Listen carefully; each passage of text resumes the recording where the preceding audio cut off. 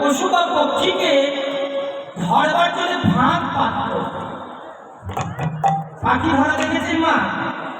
দেখবেন প্রত্যেকটা গাছে কিন্তু সব পাখি বসে না, এমন এমন কিছু গাছ থাকে সেখানে ঝাঁকে ঝাঁকে পাখি এসে বাস করে।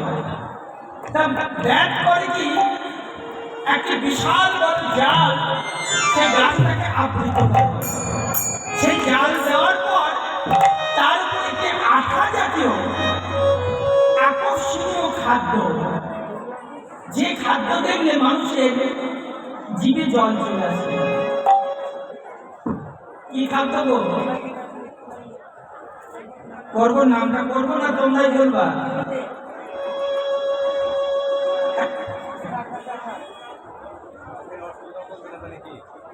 সেই খাদ্যটার নাম কি? আরে আচার গো, আচার। আচারের নাম শুনলে কে আসে? মুখে জল আসে, তখন তোর পড়বে দেখবা। তা আচার কি? আচার গোবিন্দ বললেন দিয়া হাস্য শুভাচার, অঙ্গ ছটা আঠাটা তাতে কোন পাখি বলল? আমার আখি পাখি তাহাতে পড়িল, আখি পাখি তাহাতে পড়িল, মনোমৃগী হেন কালে পড়ি গেল সেই রূপের জালে, শূন্য দেহ পিঞ্জরে রহিল, দেহ পিঞ্জরে রহিল। এই আচারের নামটা শুনলাম, আচার দেবা না? পয়সা দেবা নাকি? ও মা, পয়সা দেবে? ভয় পেও না। হ্যাঁ, মালদা জেলায় আম বিখ্যাত। তোমাদের কাছে আচারের জন্য পয়সা দেবো না, তবে গানের শেষে পয়সা দিও, সেটা আচল পেতে নেবো। তোমরা আচার খাবে? কে খাবে না একবার হাত তোলো। সবাই খাবে। আচ্ছা আচ্ছা, বেশ। তাহলে সবাই যখন খাবে, এই গোদাম থেকে বের করো আচার। তোমরা বৈষ্ণবে আচার গ্রহণ করো, বৈষ্ণবে আচার গ্রহণ করো, বৈষ্ণব আচার গ্রহণ করো, বৈষ্ণব আচার গ্রহণ করো। মুখে একবার হরি বলো, হরি বলো, মুখে একবার হরি বলো, প্রেমানন্দে বাহু তুলে হরি বলো, প্রেমানন্দে বাহু তুলে হরি বলো, বৈষ্ণব আচার গ্রহণ করো। তোমরা মুখে একবার হরি বলো। তাই সখী তারপর কি হলো জানিস? আমার লজ্জা ছিল হে মারা, গুরু গৌরব সিংহের দাস, ধর্মকা আরো ছিল তাই গো, ধর্মকা আরো ছিল তাই গো, ধর্মকা পাঠ ছিল তাই। আগার মানে ঘর, হেম শব্দের অর্থ সোনা, সোনার ঘরের মতো আমার লজ্জা ছিল। লজ্জা ছিল হেমাগার গুরু গৌরব সিংহ দুয়ার, আমার গুরুজনা সিংহ দুয়ার স্বরূপ। ধর্ম কপাট ছিল তাই আমার যে নারীর ধর্ম, সেই ধর্মের একটি কপাট, কপাট মানে দরজা ছিল, ধর্ম কপাট ছিল তাই এই সমস্ত চূর্ণ বিচূর্ণ হলো কিসে? অপবংশীর অপপজ্জাঘাতে পড়ে গেল অপসাতে।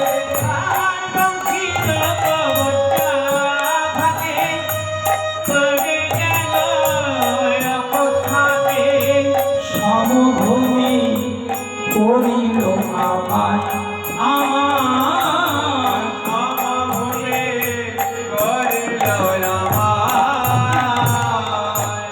তাহলে বংশীরবের সমস্ত চূর্ণ বিচ্ছিন্ন করে দিল। আর দেখো আর একটা জিনিস ছিল আমার ধৈর্য।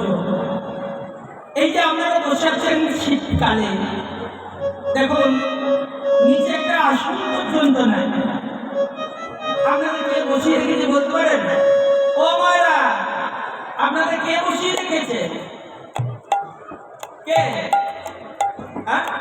গোবিন্দ না, প্রত্যেকের একটা করে ধৈর্য আছে। এখানে বহু মানুষ বসেছিল, কেউ কেউ চলে গেছে, তাদের ধৈর্যচ্যুত হয়ে গেছে, ধৈর্য রইল না, চল ঘরে। কিন্তু আপনারা বসে আছেন কেন? আপনাদের ধৈর্য এখনো বসিয়ে রেখেছে। রাধারানীও বললেন, জানিস সখী, আমার একটা ধৈর্য ছিল, সেই ধৈর্যটা কেমন?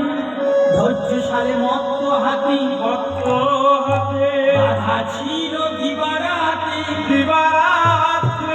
চিত্ত কইল কটাক্ষ অঙ্কুশে,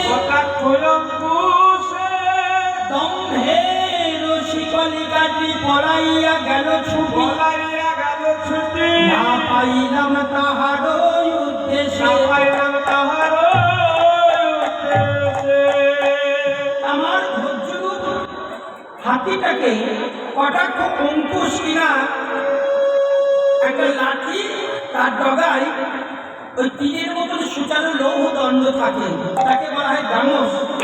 মাহুত যখন হাতির পিঠে চেপে মাথার ওই নরম মাংসের উপর আঘাত করে, হাতি খেপে যায়।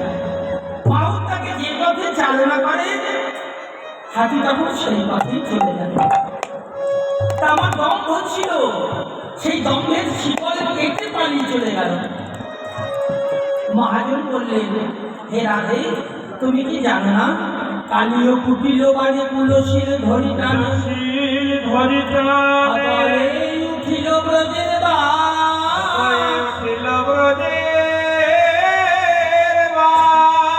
প্রাণ মাত্র আছে বাকি, তাও বুঝি যাই জগদানন্দ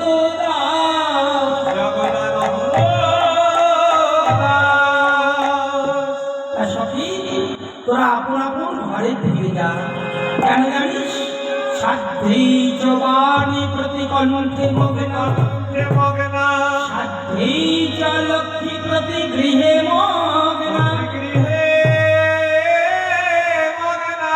সাধ্যেই চ কুন্তি নিপকর্ণ মাতো, রাধারে ভালে কোলোটা অপবাদ।